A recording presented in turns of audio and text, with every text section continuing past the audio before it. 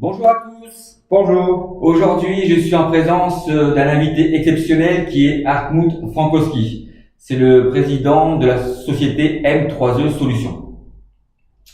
Et nous allons ensemble évoquer un sujet qui nous tient à cœur, mais on espère qu'il vous tient aussi également à cœur.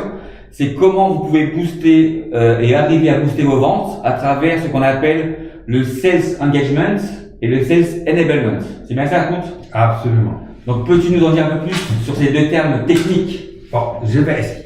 Le Sales Enablement et le Sales Engagement définit un nouveau secteur qui vient, comme souvent, des États-Unis, nouveau secteur de l'informatique. Aujourd'hui, vous connaissez peut-être le secteur de l'ERP, Oui. classiquement avec des sociétés, par exemple, comme SAP. D'accord. Le CRM, classiquement, société Et là, il y a un milliard. D'accord. Le nouveau secteur se distingue donc de ces deux secteurs-là parce qu'il intervient directement dans l'achat lui-même, c'est-à-dire il ne se préoccupe pas de ce qui s'est passé avant dans l'entreprise ou d'une optimisation. On est vraiment dans une logique de comment est-ce que je peux pragmatiquement augmenter les ventes. D'accord. Et donc, peux-tu nous donner deux chiffres en réalité ou qui en fait que l'on peut constater par rapport à la mise en place du Sales Engagement et du Sales Enablement? Il y a deux chiffres clés qui sont aujourd'hui avancés et analysés par les grandes études.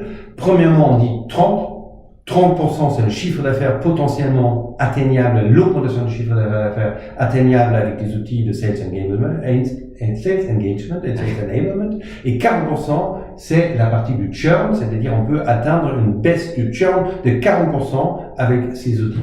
C'est énorme. Absolument. Et tu as dit un autre mot un peu barbare. Churn, ça veut dire quoi exactement? Churn, c'est encore un terme anglais qui veut rien dire d'autre que la perte de client.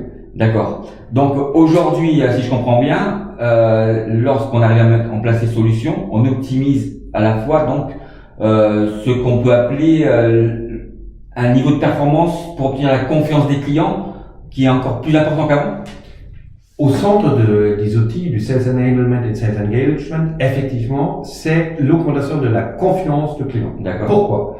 La confiance est rien d'autre que le facteur qui te permet de signer davantage, augmenter la probabilité de la signature au moment de l'achat. D'accord. Donc ce que moi j'explique à travers cette fameuse connaissance du cycle d'achat, comment on peut traiter les 4 éléments, comment un commercial peut traiter les 4 éléments du besoin, du risque, du prix et donc de la solution qu'il vend dans son cycle de vente pour pouvoir optimiser la confiance et être plus performant.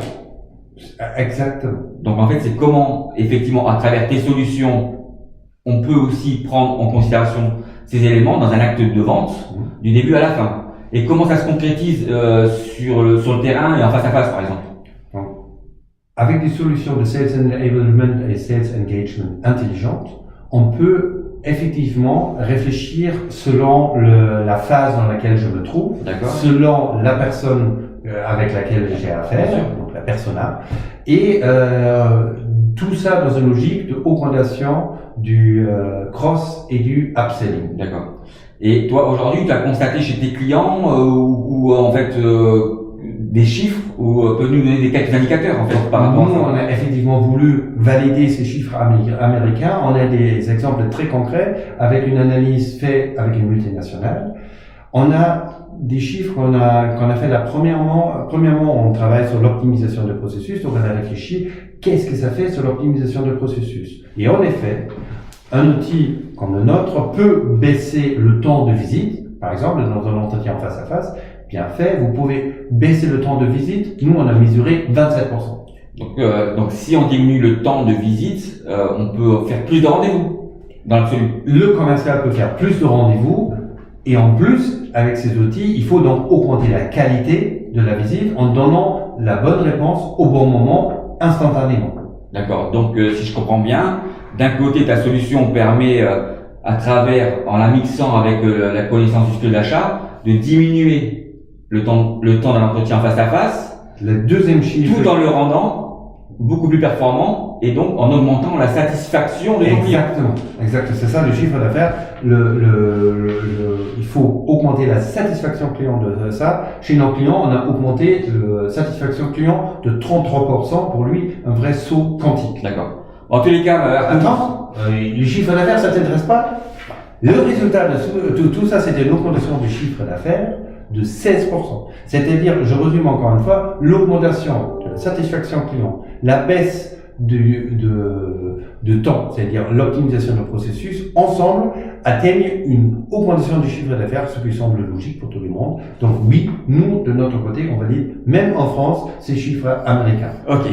Bon, en tous les cas, je te remercie beaucoup d'avoir participé à cette interview. C'est une grande première pour moi de pouvoir faire une interview dans le cadre, effectivement, donc des outils d'optimisation donc de la performance commerciale et donc pour comment on peut arriver à booster donc les ventes. Et je vous souhaite à tous et à toutes une excellente nouvelle année. Moi aussi, et plein de cadeaux pour tout le monde. À très bientôt. Au revoir.